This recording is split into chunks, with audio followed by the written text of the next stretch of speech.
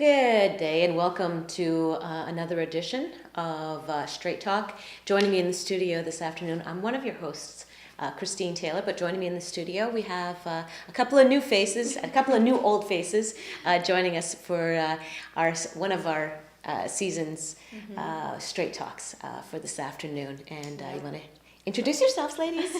Jessica Deere. And Regan Jacobs, and I'm not sure who I'm in for, Mike or Ross, I'm not really sure. But You're sitting in Ross's chair. I think I'm in for Ross this week, yeah. Wait, Ross had... so does that mean I'm you? Yeah, exactly. You and I'm Mike. Yeah, I know Ross had some family business to attend to, right. And Mike also. So, I mean, it happens, but the show must go on, so we just try to pull from within the Mohawk TV family, so... Right. I called Jessica and I was like, what are you doing? I actually texted her and be like, you're on the show tonight. No. Please. So, no, but here we are. And, we can handle our own. I think we can handle it. So. I think that it's going to be a little bit more of, because it's the holiday season. Yeah. And there doesn't seem to be a lot of the more like hard news type of stuff going on in the community. Right. It's a lot more of the seasonal things going on. So I think it kind of works well that we have women actually being able to discuss some of these things. Yeah, it's definitely a different take from having the two men on the show. Yeah, you have us sitting in the middle and going, yeah, that's a good point. No, that's not a good point. No. So we do have a lot of light things going on to get to as we go through the show today. But we're going to start out with the casino issue again because last week... which is not light, yeah. Last week there was a march that was held last Friday. And there was about 10 people who had marched and various vehicles that had followed, about 20 vehicles. And we started at Gorania New High School and went around the community, ended up at the Mohawk Council from what I understand. It doesn't surprise me that people are protesting against the casino. I think that, I don't know what you guys are hearing out in the community. I guess this is where the discussion is going to happen, is that it doesn't surprise me that they're protesting. I do see a lot on Facebook or through emails and things like that there is a no side in the community. I don't know what you guys are hearing in terms of where people are for it or against it, but I think there are people for it, obviously, and then there are people against it. All right, but I think the majority of people are kind of in the middle right now. Right. And it shows both sides, because when you go to something like an information session on the casino or something like that, and you go there, there's not a lot of participation. Right. And from the protest walk, there wasn't a lot of participation there either. Right. And in speaking with community members, I think a lot of people are kind of in the middle. They say good things, they say bad things, and there's also a lot of people that say, well, it doesn't matter what I say anyway. They think that this is going to go through no matter what they have to say. So we'll just kind of like go along with the flow type of thing. So. Yeah, I feel like there's a lot of people who kind of they just don't necessarily care, and there's a lot of people that don't care either. Yeah, like it's just kind of like we have like bingo and poker houses and all that type of stuff, and it's just like, well, why not? I wonder if that made a difference between the last casino issue that came up again several years back versus in this day and age where, the last one, there wasn't any poker houses, there wasn't that much gaming so present in the community, versus now where you have, 3 or 4 establishments in the community, another one going up, there's a lot more gaming present, you have the Awista lottery that's operating. I wonder if in a sense people just feel that, oh God, here's this issue again, like how much money and resources are we going to spend on it? And didn't we already revisit this issue and say no, but now all these years later, I wonder if it kind of softens it in a sense. You know what I mean? Like that people have kind of gotten used to the gaming issue in the community, or that having it here, you know, like that. And now with that, I think years back people were afraid that, are some of the concerns, I can say not afraid, some of the concerns that were being addressed was, gambling and people having problems, becoming addicted, the social effects, that there were going to be more drugs and alcohol in the community. Was the mafia going to get here? Like, how is it going to affect our community? So with gaming houses opening up and a lot more people being, in the community, have we seen that? Has that actually happened? Has there been any research done on that, there's more organized crime, there's more addictions, there's more, in drugs and alcohol and things like that. So how do we compare now to before?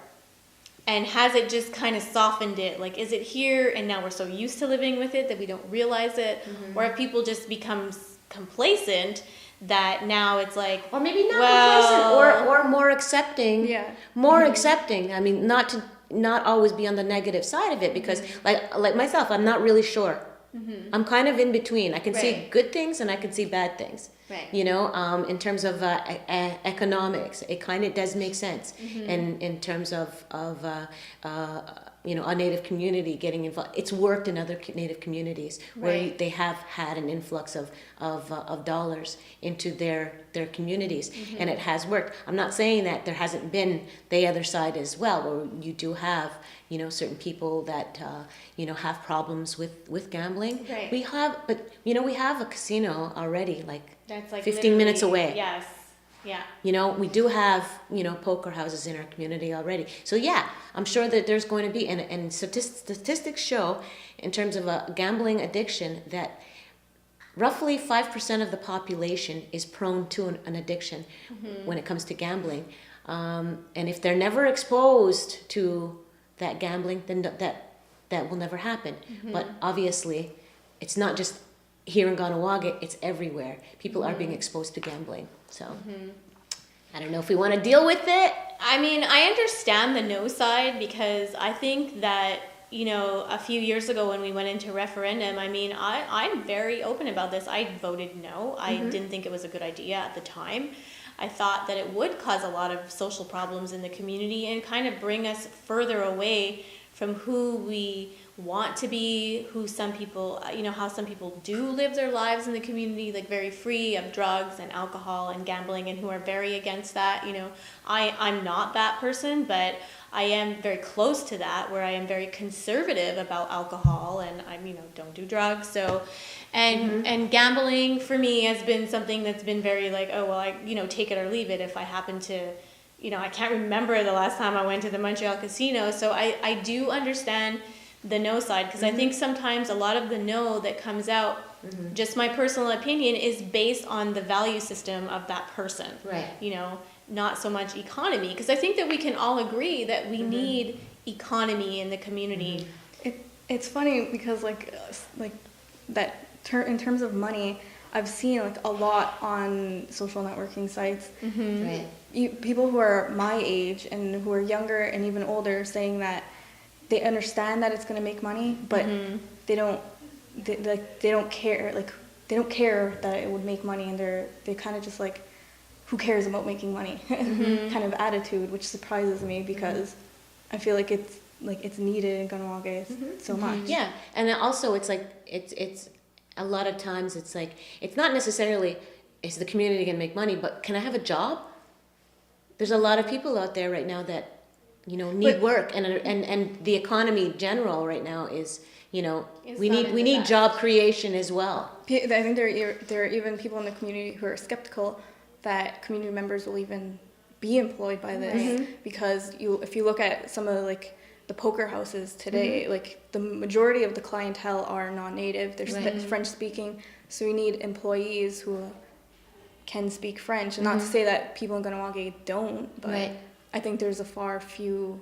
And then you're gonna get people complaining that, all the jobs at the casino are stuff like janitors and these. Yeah, I mean, I think that those concerns are valid, and I think that one of the other big issues is, how is this casino going to be regulated, and by whom? Is it going to be the rich get richer and the poor get poorer kind of deal? And I mean, these are some of the comments that I hear back. I don't necessarily know what that means, but if I'm guessing, I'm thinking, is it are they comparing it to like the Mohawk Council? Is a lot of the funding going to go back into that hopper, and then they're going to decide how it's going to be dispersed? And some of the things like Jessica said about jobs and things like that is, that's kind of, that is a reality. I think that it really comes down to who's regulating it, how is the money going to be spent? Is the community going to be getting shares? And in what percentage do you have to buy? Dividends, these the things whole aren't thing, even though they are answered, which we're going to get to because there is a whole report and assessment that's coming out. So I know that we've, Jessica has been following that. So we're going to take a quick commercial break. Don't go away. We're going to be having more talk about the casino, Christmas, social networking, the whole 9 yards, and a poll at the end of the show. And we're going to reveal our results from last week's poll about the Owista Lottery. So don't go away. We're going to be right back after this quick break.